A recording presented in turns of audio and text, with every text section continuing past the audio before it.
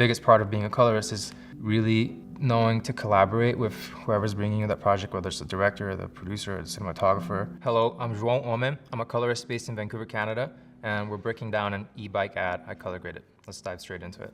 All right, this was a project that Chris A. Tony brought to me, and he wanted to obviously do the film look. For context, this was shot on ARRI Mini LF, a super digital sensor, and not grainy at all, not very filmic in terms of the textures and what you see on screen, but very flexible and such a great camera to work with.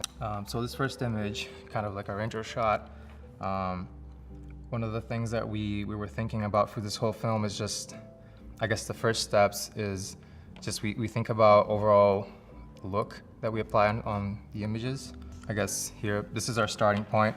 I work on DaVinci Resolve, it's a color grading app. Basically, when we start an image, it comes log, very flat looking, and we convert it to what we call a display transform, which basically means that it's an image that we can look at a display and kind of have a real equation of what is supposed to be rendered out on TVs and displays. When we get an image, we transform it, but we work in that log color space, just for some context.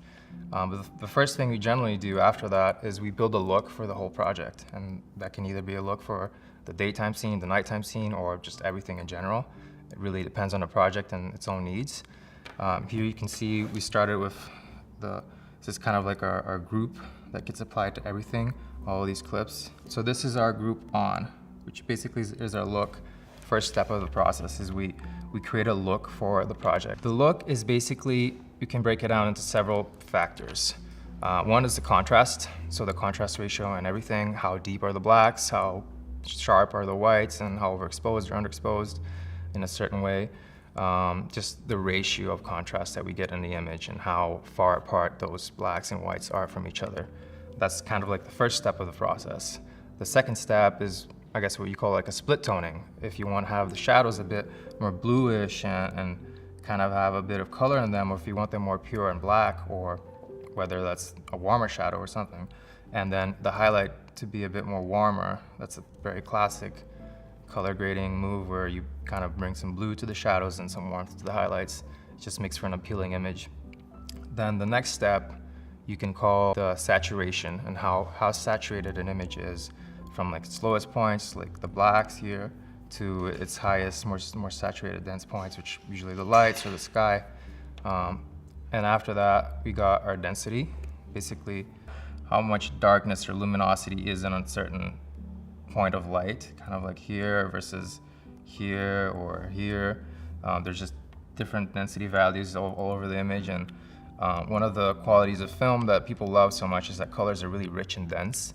And it's something that digital cameras strive to emulate and recreate, but they're never perfect. But on the other side, digital cameras allow us to like push things way further, so it gives us the like creative freedom to push things in a more dense and more beautiful and rich world.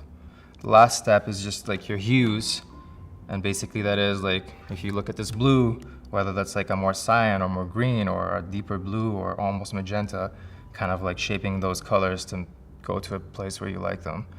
And that's kind of just a general breakdown of what your first phase of the process is, which is the look. So yeah, this is a beautiful image. It was shot on the DJI in the streets of Vancouver. Just beautiful lighting. Chris did a great job on shooting this. He's just an amazing cinematographer, really knows what he's doing, and it's the best thing a colorist could ask for. For this image, there's a couple of things happening here. I guess the first thing that we do is we balance the image. We make sure that like the whites are more closer towards truer white. We make sure that the image is in a good place, in a good realm. Second thing is like your exposure, just dialing in how black this is supposed to be versus how white or how bright these highlights are supposed to be. Then after that, you got your saturation, kind of thinking about like, where do I want these colors to sit? Like these greens that are a bit more saturated versus these kind of bluish tones. Like, I personally like things to not go too saturated, and I think that's the biggest reason you hire colorists, is because we are like tastemakers. I guess an analogy I could make is what colorists are to a project is basically what Rick Rubin is to music. We're just people that give advice on taste and kind of shape things in a certain way and say, what do you think of this?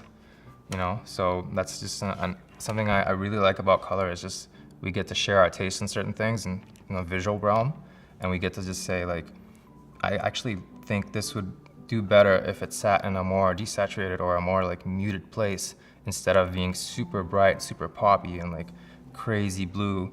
And you know, each colorist has their own taste and their own place they like to take things. So it's kind of the reason why you work with someone is sometimes they have a unique style to them that I might not have, or someone else will do this image completely different, right? It's kind of like the beauty of the art is similar to music. When a musician does this thing, no other musician is going to be the same as them. Everyone has their unique taste and unique style. But yeah, so we did exposure, saturation.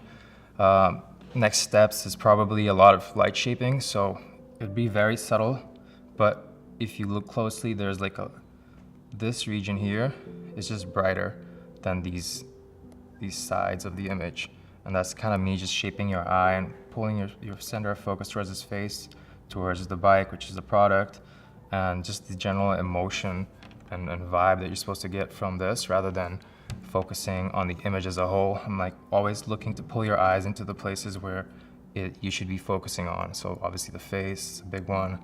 And part of that is kind of maybe adding a little bit of warmth to the center of the frame and more coolness to the sides, so there's a bit of separation in the frame and kind of gives you that pleasing look of like having these trees be a bit more of a cooler realm and slightly darker versus him in the middle frame being slightly warmer. You can kind of see that right here on the ground. It's slightly warmer here versus here. So this is our crazy ass node structure. And a lot of people will call me out for this and be like, what the hell is going on here?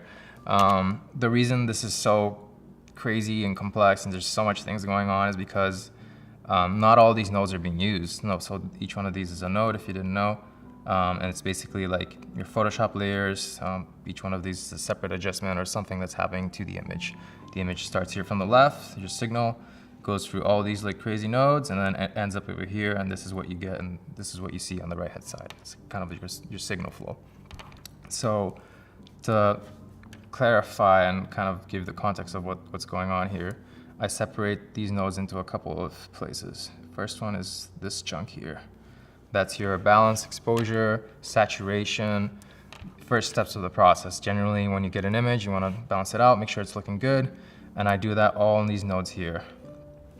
The reason there is so many nodes is because instead of having to create each node that I'm going to use one time, I just have a template that I apply on everything that just kind of makes my process a bit smoother and rolls faster. I have a routine, and I think this is one of the great things that you should do as a colorist is always have a routine and have kind of like a step-by-step of how you approach certain things. Obviously there's a creative thought process behind it, but putting chaos of creative into like a routine is a good way to just have consistency, I guess. So this node structure gets applied to every single shot on this project, on every single project that I do. So yeah, first one, exposure, balance, saturation, classic, like 3 biggest items that you need to do on any image. Second chunk is just these guys right here. And that goes a little bit to your hue shaping. So the look, similar to what I said on the group level, which is a look that gets applied to every single shot, I have a look on an individual clip. And the difference between that is just like the look in a group level is a bit more of a macro thing. So your contrast, like I said, your saturation, all those split toning, all those little items get applied to everything. But on the individual clip, it's way more subtle. It's more so just me messing around with like the hues of things and kind of like how warm the highlights are or how cool the highlights are, kind of balancing out that shot so that it doesn't feel too out of place in comparison to everything else. This is kind of where I make every shot be consistent with each other. Then yeah, you got your hue nodes, which are these guys over here. Basically, if you were to think of every single hue, and you got a pretty good explanation of that right here, this color wheel. Every single hue is in this color wheel. And then what you're doing is you're taking this dot here and pushing it to certain areas for certain hues, right? So let's say you like your blues to be more over here. You're kind of picking those hues that are here and you're twisting them either this way or that way to make them fall into a place where it feels more at home and more attuned to your taste. Okay, so back to the node structure. We talked about this part and the second phase here. Then we have this third chunk here of massive nodes. This is my light shaping area. Basically, I'm making all sorts of masks and kind of cutting out chunks of the image so we can really shape where your eye falls. If there's a certain color that's kind of crazy and I don't like it, I'll cut it out sometimes and tune it to where it feels more pleasing to the eye. If it's kind of like, oh, let's brighten up a face, or let's do a little bit of basic retouching on the skin, it's kind of where like this would fall under.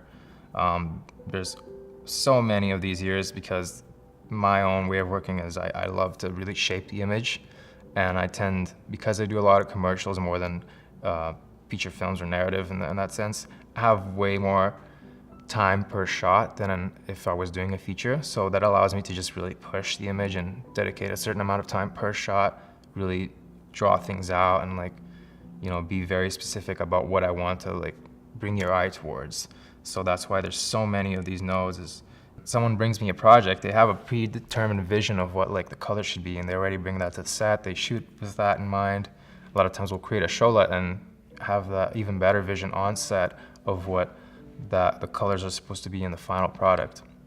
And that's like the biggest part of being a colorist, is really knowing to collaborate with whoever's bringing you that project, whether it's the director or the producer or the cinematographer, knowing how to understand what they had in mind and translate that into the image, into physical language too, like communicate with them. And not only that, but like give them your taste while you're doing it, basically. So if they want things to look filmic, like Chris did, and they're very organic, like textural, soft image, then part of my job is to really dial each and every color and each and every frame to really suit that vision, but also in the meantime give him like my thoughts of like, I think this blue looks better if we make it this tone or a bit darker or a bit more saturated or whatever that is, and kind of show him what that looks like and collaborate with him on the process, right? Like get his opinion on everything.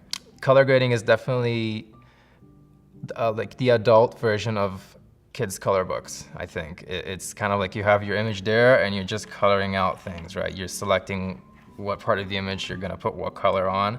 And I think the more you do it, the more you have a taste of like, oh, I like this shade of blue, I like this shade of red. I think skin should look like this. I think, you know, like your product or your super bright red thing should look this certain way, right? So it's really just that, like I'm coloring images like a child basically, and just having fun with it.